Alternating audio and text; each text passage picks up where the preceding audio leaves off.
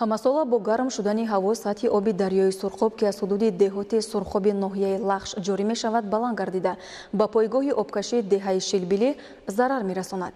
барои пешгирӣ аз хавфи ба амал омадани обхезӣ ва дигар офатҳои табиӣ аз ҷониби ниҳодҳои марбута дар ноҳияи Лахш кадом тадбирҳо роҳандозӣ карда шуданд? оё то имрӯз корҳои соҳилмустаҳкамкунӣ ба роҳ монда шуданд? гузориши хабарнигорони мо аз ноҳияи Лахш. илоҷи воқеа пеш аз вуқӯъ гуфтаанд. дар ноҳияи Лахш корҳои соҳилмустаҳкамкунӣ ва пешгирии сар задани офатҳои табиӣ оғоз карда шуданд.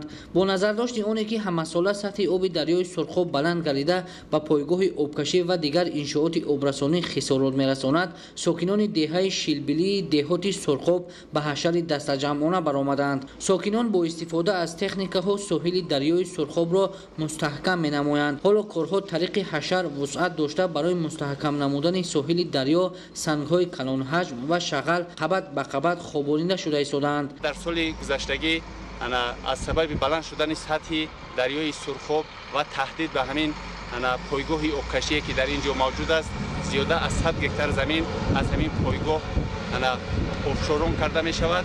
мо имрӯз тасмим гирифтем ки соҳили ҳамин дарёи Сурхобро мустаҳкам намоем.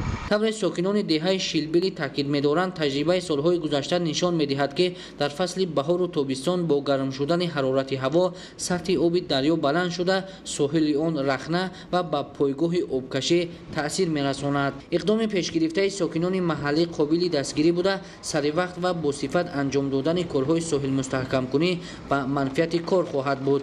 саривақт мустаҳкам кардани соҳили дарёи Сурхоб пеш аз гармшавии ҳаво ва паст будани сатҳи об имконият фароҳам меорад ки хавфу хатари харобиовари офатҳои табиӣ пешгирӣ карда шаванд.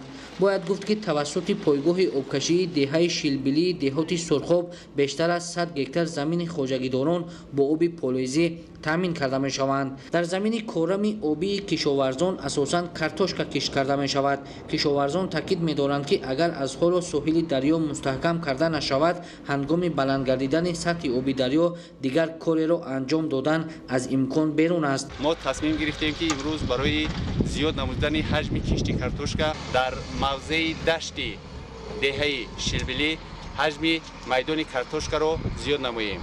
бояд таъкид намуд ки имрӯзҳо дар ин мавзеъ тариқи ҳашари сокинон корҳои соҳилбандӣ ва дигар амалҳои созандагӣ вусъат дошта онҳо ният доранд ки дар фурсати кӯтоҳ ҷойҳои осебпазирро мустаҳкам карда соҳили дарёро бо сангу шағал баланд бардоранд.